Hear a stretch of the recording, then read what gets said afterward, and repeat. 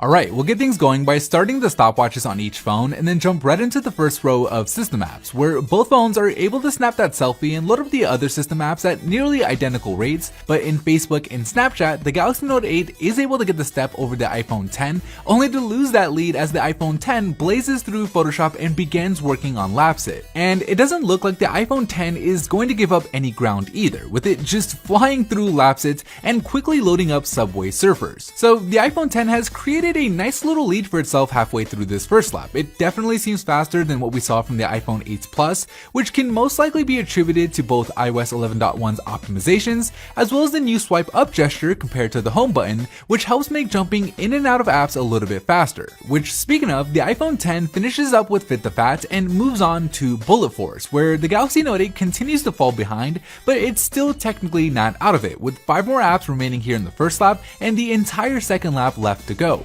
But unfortunately for the Note 8, it does seem to load Bullet Force at a significantly slower rate, allowing the iPhone 10 to pull a full app ahead as it finishes up with Netflix, while the Note 8 tries its best to make up some ground here in ESPN, where it's actually able to do so, loading ESPN at a faster rate, but at least for the first lap, it was too little too late, with the iPhone 10 clocking in an impressive time of 1 minute and 15 seconds, with the Note 8's only real shot of making a comeback relying on the iPhone 10 to stumble here in the second lap. But so far, the iPhone 10 has kept all of the apps and games open and ready to go, but it fails to keep flip diving open, so an opportunity here for the Note 8 to make a comeback where its 6GB of RAM is able to keep Bullet Force, Fit the Fat, and flip diving open, allowing it to catch up and take the lead from the iPhone 10, whose 3GB of RAM also fails to keep Subway Surfers open, as well as failing to keep Photoshop open. So the Note 8 is running away with it, keeping every single app open and ready to go, completing the test with a total time of 1 minute and 54 seconds. So while the iPhone 10 did really well in that first lap, it looks like for whatever reason 3GB of RAM just doesn't cut it anymore. It's unfortunate that Apple didn't equip their $1,000